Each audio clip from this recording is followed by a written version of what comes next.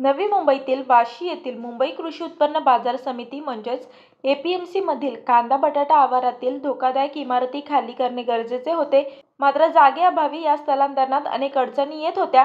मात्र आता कांदा बटाटा बाजारातील या अडचणी दूर होणार असून कांदा बटाटा बाजारातील व्यापाऱ्यांसाठी बाजार समिती प्रशासनाने पर्यायी जागा शोधली असून कांदा बटाटा आवारातील लिलावगृहाशेजारी तसेच मॅफ्को मार्केट मागील मोकळ्या जागेत शेड बांधून गाळे तयार करण्यात येणार आहेत.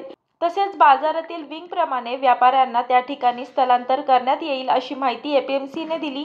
मुंबई कृषी उत्पन्न बाजार समितीतील कांदा बटाटा बाजारातील सिडको निर्मित इमारती वर्षानुवर्षे धोकादायक जाहीर होत आहेत. सन 2005 पासून कांदा बटाटा बाजार अति धोकादायक जाहीर होत असून दरवर्षी पावसाळ्याआधी मे महिन्यात खाली करण्याच्या नोटिसा बजावण्यात येतात. कांदा बटाटा बाजाराचा पुनर्विकास रखडत असून येथील व्यापाऱ्यांना पुनर्बांधणी दरम्यान पर्यायी जागा उपलब्ध होत नसल्याने हे स्थलांतर करता येत नव्हते. त्यामुळे अनेक अडचणी निर्माण होत होत्या. लवकरात लवकर आता कांदा बटाटा बाजाराचा पुनर्विकास होणे गरजेचे आहे.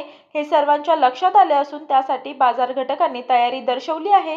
व्यापाऱ्यांसाठी एपीएमसी प्रशासनाने पर्यायी जागा पाहिली आहे. बाजार आवारातील लिलावगृहाशेजारी काही तर मॅफ्को मार्केट मागील मोकळ्या भूखंडात अशा 2 ठिकाणी तात्पुरते गाळे उभारले जाणार आहेत. या दोन्ही जागा शेतकरी, ग्राहक आणि व्यापाऱ्यांच्या सोयीने पाहिल्या आहेत. त्यामुळे लवकरच हे व्यापारी या पर्यायी जागेत स्थलांतरित होण्याची शक्यता आहे. मी वर्षा काटेकर, योद्धा न्यूज, नवी मुंबई.